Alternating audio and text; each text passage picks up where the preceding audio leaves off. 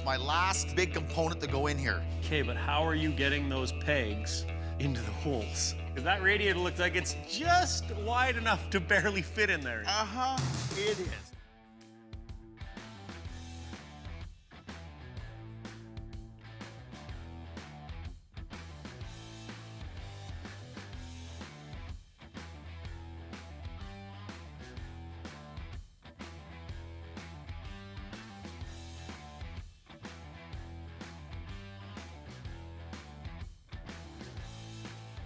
What were the words that were said? JF, Avery built the car.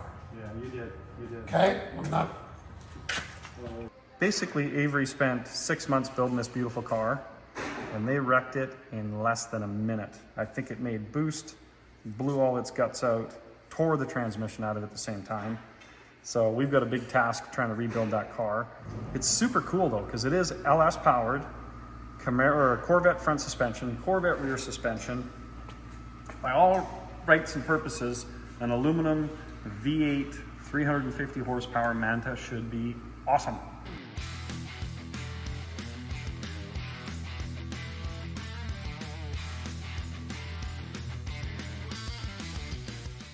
So tell me, how did that Manta drive when you were driving it? What did you do to fix the brakes? So the brakes, I felt as soon as I drove it, I felt that the master cylinders were too small, and that's why there was too much pedal travel. So I changed the master cylinder sizing, and then I felt that there wasn't enough physical pressure getting to the front brakes. So I took off those big. My problem was the front brake seized right up on it. There was nothing going to the back. Right. And it locked the front brakes right the fuck up on it. No so I was going to flip the master cylinder around and just flip it right around and flip it around and put all the proportion the other way around on it. What I was going to do.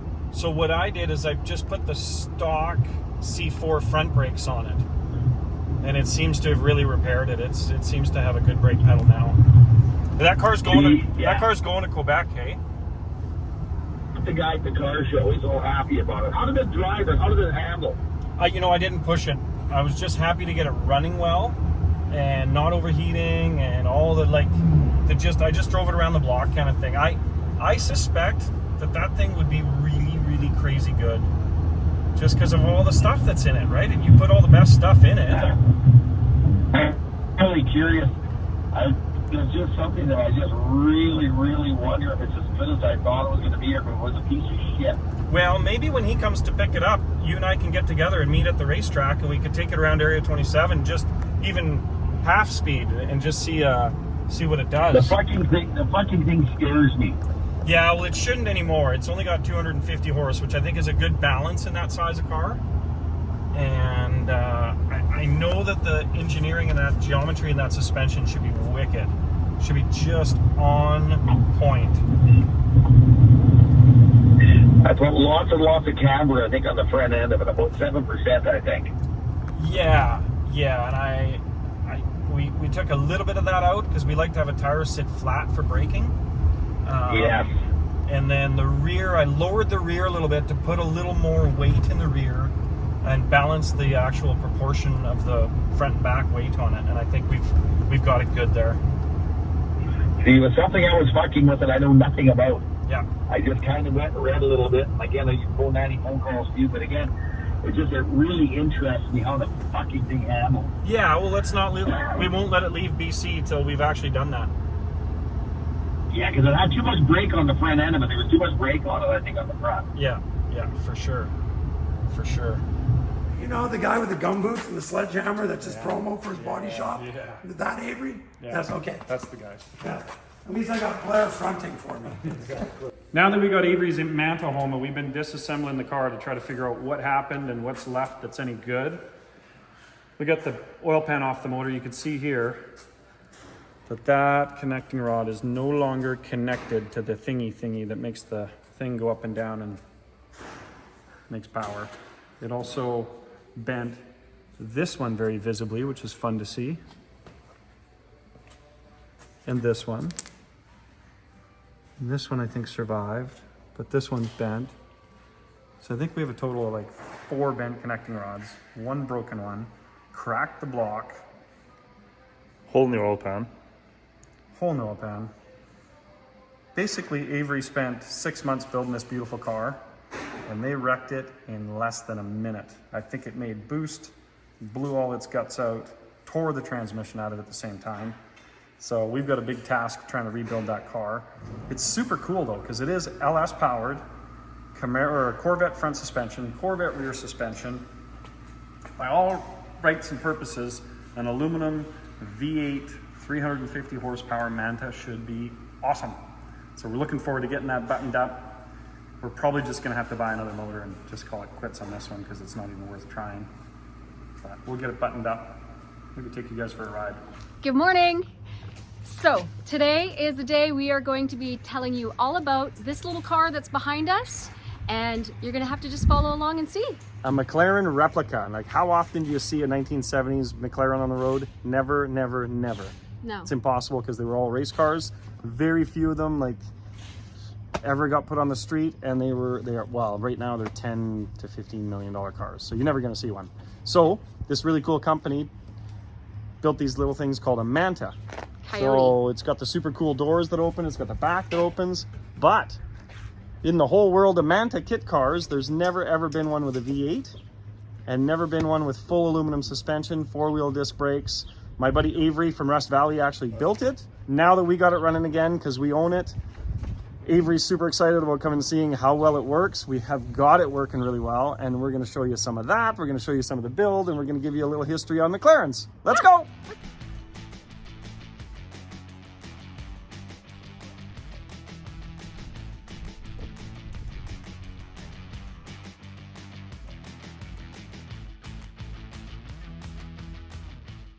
Yes! Salut les frères! Salut, Mr. JF, comment ça va? Salut, JF. Un petit beau voyage? Ben oui, pas super, ça vient d'été. Oui. Donc, on fait un peu de préparation. C'est ça, ouais. On s'en va en piste. On l'a laissé un peu. Parfait, cool. Parfait.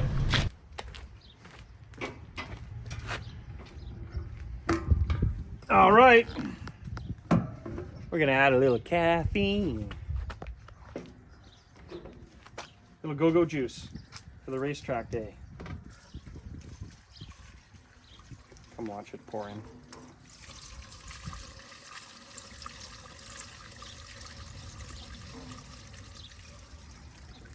Can you smell that from there? Mm-hmm. Oh, I love race fuel. Mm-hmm. I think we're just about done. Brakes are bled. High octane. Let's get out of here and go to a racetrack. C'est ça que vous achetez? C'est celle-là que vous achetez? OK.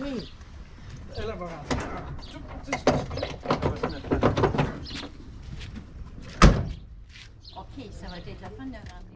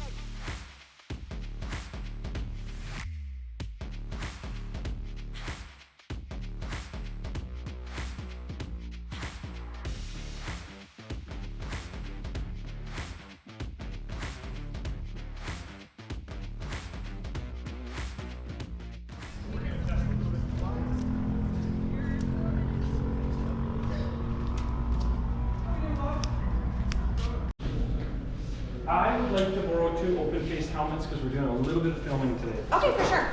So then I'll get passenger ones. Now, No? yes, yeah, passenger ones, yeah. Yeah. Let's. So all you gotta do is change your name to Patrick. Patricio. Patrick. Same color. Perfect. It's got C5. Nice car, mister! What do you do?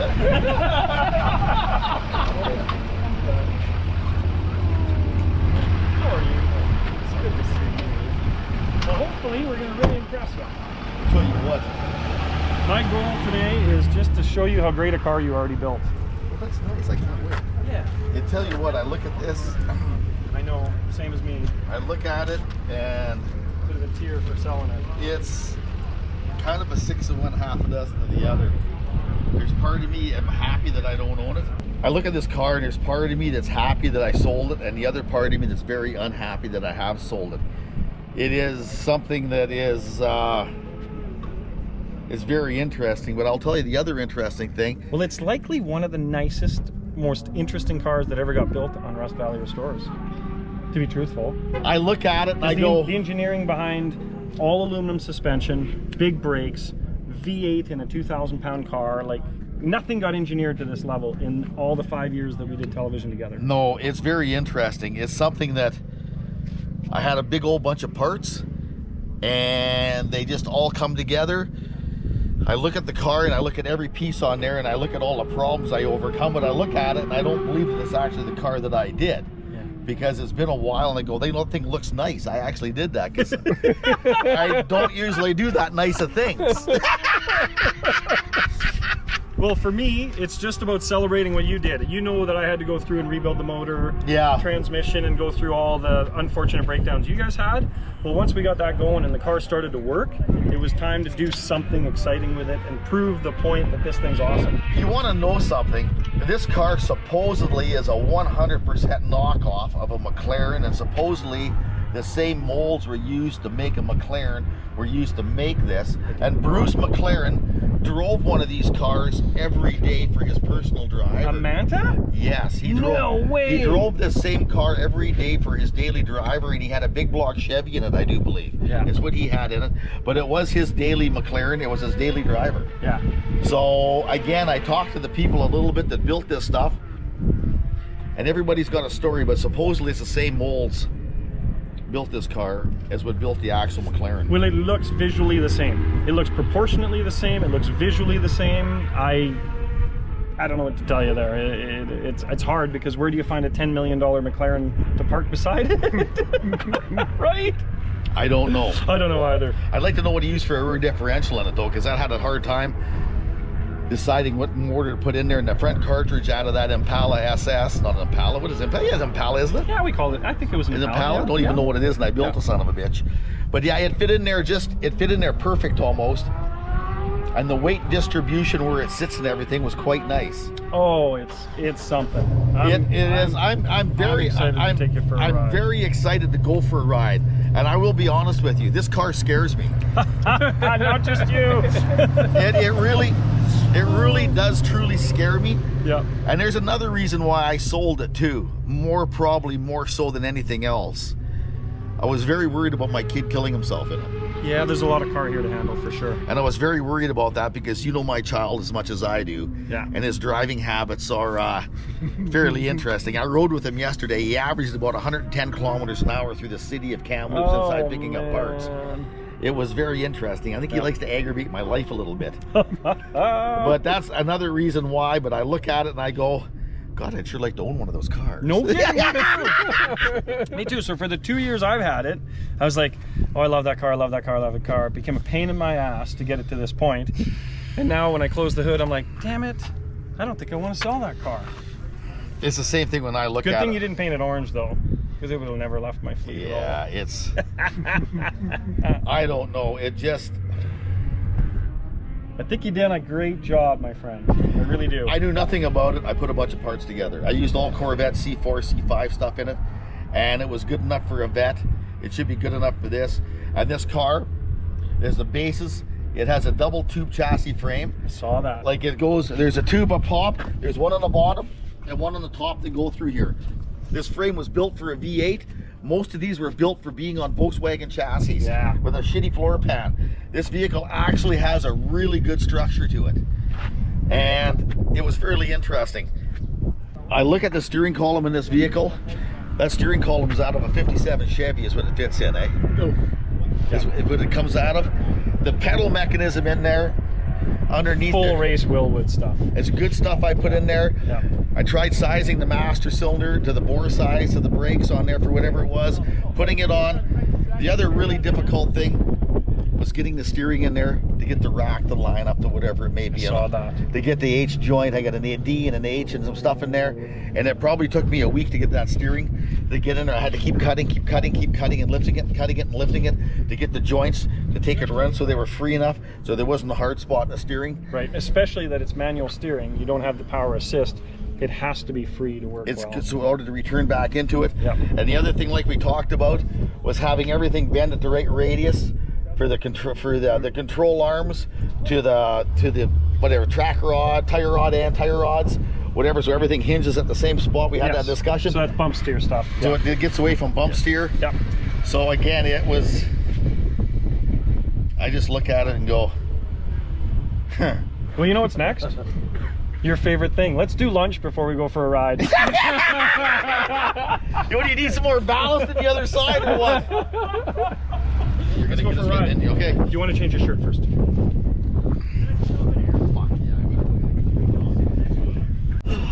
All right. I tell you what. Time to finally prove a point.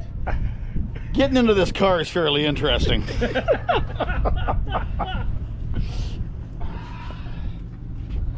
Okay.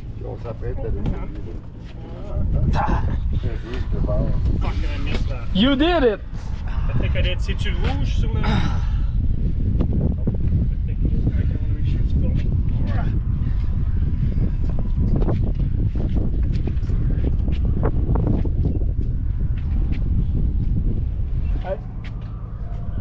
can't see it.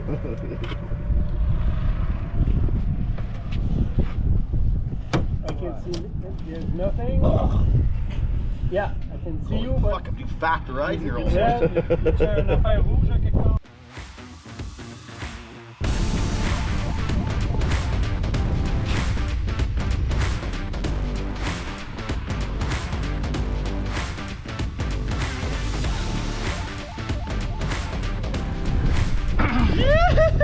I tell you what.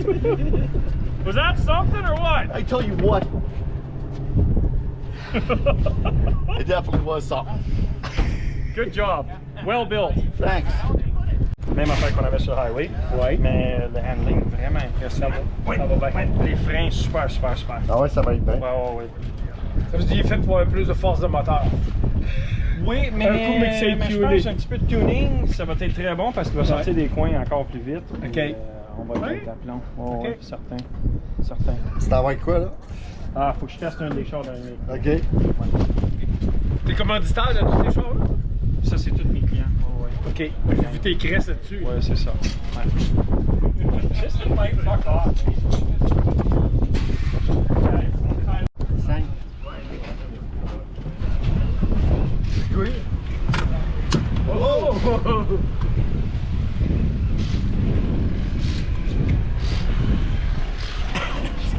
Yes. Thank you very much, my friend. Oh, you're welcome, my friend. Thank you for what you done.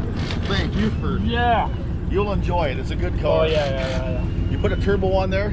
Yeah. There's the SJF for it. Okay. The whole setup for the turbo was there for it, and the manifold, it's all made, and everything else is all made for it. Okay. That's if he still has it. Okay. It'll make some power. Yeah. On the track, you saw it. Yeah. But I drove it with the turbo on it when I had it. Yeah. It's impressive. Drive it for a while before I put a turbo on it. Yeah. About twice as fast. Me and Mike were both in it. I stepped on it, it sucked us right back in the seat.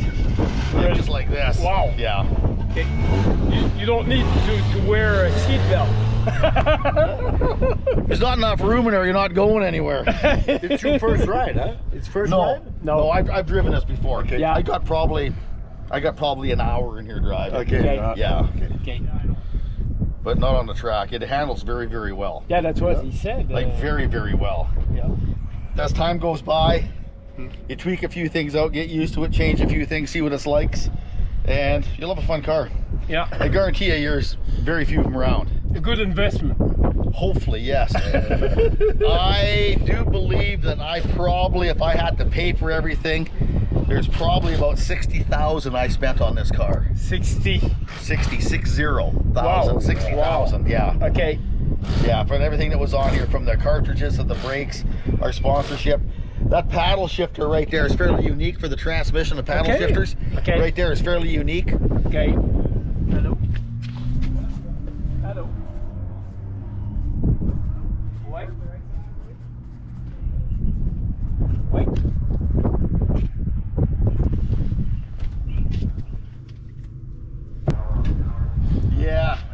dit qu'au Québec, on va parler de lui, son genre. It'll fit right in one of them Montreal potholes. Yeah. And if you came to our place, you'll be able to drive it. I tell you what, Yeah. I'm very surprised how well it handles. Yeah. It handles very well, Okay. and it goes very well with that motor in it. It's quite surprising, but it's not a very heavy car, mind you. Yeah. I look at it and I think of all the problems that had to be overcome to build it, and I just go, nice. Yeah. Thank you, friend. Thank you. Thank you. Thank you, friend. Thank you. We appreciate your work. Not a problem. I appreciate you enjoying it. Yeah. Okay. Okay. Take care. Hey, I just gotta go drive a race car. You guys figure the rest of it out.